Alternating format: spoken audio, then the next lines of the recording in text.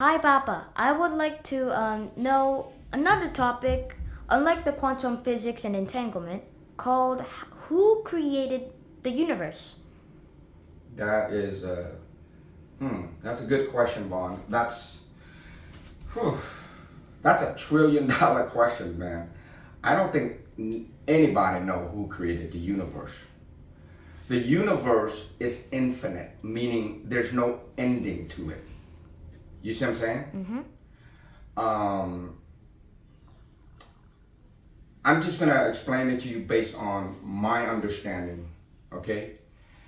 And this is with some scientific facts, but it's still theoretical, okay? Mystery and stuff. Yeah, something like that. So, the universe was created trillions and trillions and trillion years ago, eons of time. Based on mainstream science, they basically calculated the light when it first blows up, right? They call it the Big Bang theories, okay? The Big Bang Theory started about 13.8 to 14 billion light years ago. So the Big Bang Theory started like this. There was this one energy source, and then it blows up like this. Like a stock market, somewhat like that. Something like that. So this is about 13.8 to 14 billion light years. Light years ago. You have to understand, 13.8 to 14 billion light years ago. Okay? Mm-hmm. So first you have to understand how light travels. Okay? So light travels at 186,000 miles per second. That's how fast light travels. 186,000 miles per second. Mm-hmm. So light can travel 6 trillion miles in 1 year. So 6 trillion miles in 1 year. That's how fast light travels. So if you look at this, how the universe was created, that's 14 billion light years ago. If you calculate that to human life or the planet, that number is so big you can't even wrap your head around it. You see what I'm saying? Mm-hmm. It's eons, trillions and trillions of years ago. Okay? Mm-hmm. So what happened is scientists have measured this light wave where they say, okay, there was a first Big Bang and then this went on to create, and as time progressed, and this is where we are at right now. This is present right here. Third dimension. Something like that, if you want to call it. So this is where we at. This, from here to here, is a long time ago. Okay? So, going back to your original question, who created the universe? Well, if this Big Bang theory that blows up 14 billion light years ago, well then this would create the universe. This would be the God particle. God particle is what I would call it. So God particle went on to create the galaxy, the planet, the stars, and eventually us, you and me. So we are part of God particle bond.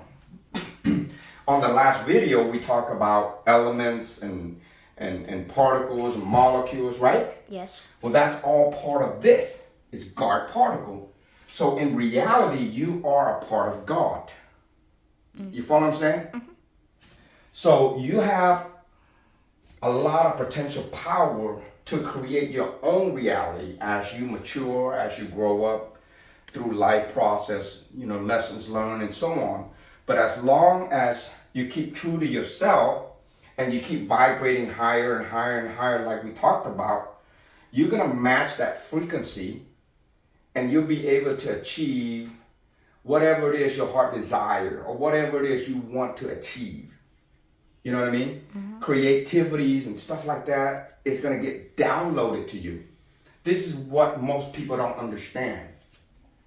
You follow what I'm saying? Yes. All right. What's the other question? The other question, is a so-called. Can you explain Albert Einstein? And yes, I believe that you know this magnificent philosopher. Yes, but can you explain Albert Einstein a law of Just keep it simple, man. relativity? Just keep it simple. Like what do you want me to explain Albert Einstein law of relativity? Yes. Okay, you're talking about E equal mc square root. That's basically law of relativity, right? Mm-hmm. That okay. Sure. I can do that. Okay.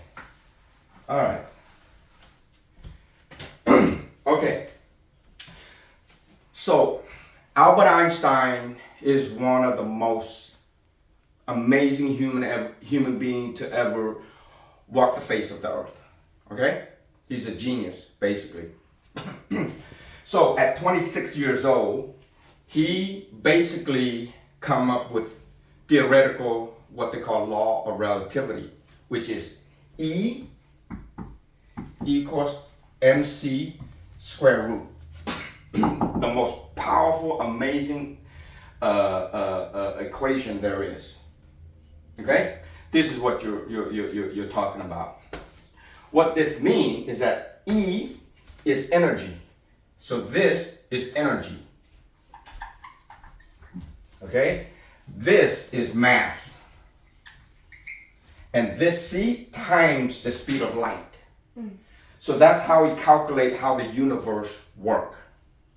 So in his law of relativity, he basically said that nothing is faster than the speed of light. Do you understand? Mm-hmm. Okay. Here's the funny thing. Einstein was wrong. Einstein was wrong. What do you mean? He was dead wrong. There was another scientist by the name of Niels Bohr, which a lot of people don't even know about. And in my opinion... So he's underrated? Exactly. So let me clean this up first, and I'll explain it to you. So... That's weird. Yeah. That's real weird. Well, look, I'll explain it to you. So, again... E equals mc square root. That's Einstein's equation. Mm-hmm. There was another gentleman, another scientist by the name of Niels Bohr. That's his name.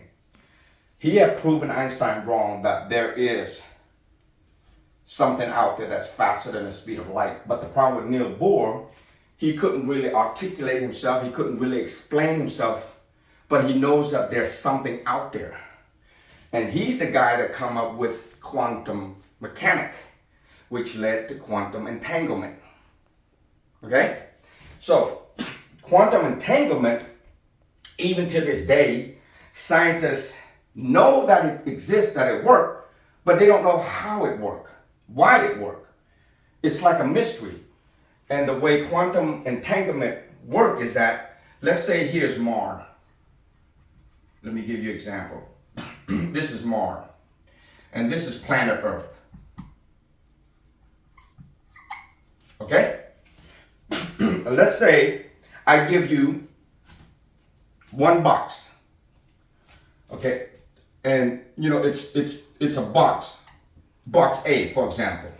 And I tell you that the two boxes is a pair of shoes.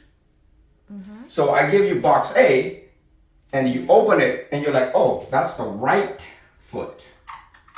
Automatically, you know that box B is in Mars. That's the left foot. That's what quantum entanglement is. Mm-hmm. But the way quantum entanglement works is that it's instantly. Meaning if I activate a proton, a particle, you know, on planet Earth, the proton in Mars will instantly do the same thing. Yeah, okay. I try to study that too, trust me, and I still don't have an answer. I don't even know how that even works. But my assumption is that since we are part of the universe, right? Since we are an energy source, and if you have the right frequency, you instantly can entangle with somebody across the universe. You know what I mean? Yeah. Because it's an energy source. But you have to have the right kit, technology and all kinds of stuff, which I don't understand myself. But that's what quantum entanglement works. And this has been proven by science. So what scientists did was they send a proton, which is light, okay? They send it 7 miles this way, and they send it 7 miles this way. In a laboratory, CERN laboratory, they call it, what the heck is it called? Hadron Collider in Europe. It's CERN, C-E-R-N. I forgot what it stands for, but anyway, so 7 miles this way, 7 miles there, that's 14 miles. So what they did was they activated a particle on the left. This instantly does the same thing, no matter what they do. And they can't even measure the speed of light because there's nothing to measure because it's instant, it's faster than the speed of light. So that was where Niels Bohr came up with that, quantum mechanics and quantum entanglement. And Einstein fought tooth and nail. I mean, he fought that with tooth and nail and claw. I mean, he refused to accept that until the day he died, 50 years later at 76. Outrageous. And on his deathbed, he finally admitted. He basically said, every Tom, Dick, and Harry who think they know, they don't know. That was before he died. This is a true story. But what I'm trying to say is that nobody knows everything. We are constantly learning all the time, and that's how you evolve. Just like you're learning right now, what I'm teaching you and what I know. You understand? Mm-hmm. So, but that's basically it. I mean, yeah, that's it. What else? What else you want to know? Think of something that you want to talk about. Mostly, I'm impressed by and I'm also speechless on what you have explained to me. But this might be my last question of all. Okay. How humans were genetically modified by alien a long time ago? That's a different topic, man. That's a long conversation to go through. I don't want to talk about that because that's a whole new topic. We can talk about that on the next video. But just staying focused within the universe and how the universe created and all that stuff, you know what I mean? Mm-hmm. Is good enough. So, let me give you a quick example. Scientists come up with mathematical equation and stuff like that so that they can understand a little bit easier. So the way light travel it's measured based on AU. It's called AU, astronomical units. That's what it stands for. All right. So 95 million mile is 1 AU. Okay? So scientists come up with a concept with AU or astronomical units because if they don't do that, you're just going to have gazillion of zero everywhere. So 95 million mile equals 1 AU. Well, planet Earth and the sun, this is the sun, this is planet Earth, Yeah. is 93.5 million miles, which is basically 1 AUs, right? Mm-hmm. Mm-hmm. It's 95, so it's about 1.5 less. So when you wake up in the morning and the sun hit your face, right? It takes the sun 8.5 minutes to reach you every morning. 8.5 minutes to reach you at a speed of 186,000 miles per second. because the distance between the sun and the earth is 93.5 million miles. So you appreciate that vitamin D that you are getting. That's why I want you to be out in the sun and things like that and play like normal kid does. You understand? So, other planets, they're so far away that even if we have the technology to get there, we can't get there anyway because we don't have the frequency. And light years and stuff, maybe, possibly. Well, there's planets like Andromeda. It's 2.5 million light years away, Bob. That number is so huge, it's unbelievable. 2.5 million light years. So it would probably take trillions and trillions and trillions of human life to get there, depending on what kind of spaceship you're going in at what speed. We would never get there. You see what I'm saying? Just to get to a single planet. Yeah, exactly. But what I'm saying is the universe is infinite. There's no ending to it. So as we evolve, right? Yeah. We continue to learn and learn and learn and learn. Right? Just like you are right now. You have all these questions. You did your Google, you try to figure out this, and then you answer that, right? Okay, I think that should be good enough. So for that discussion.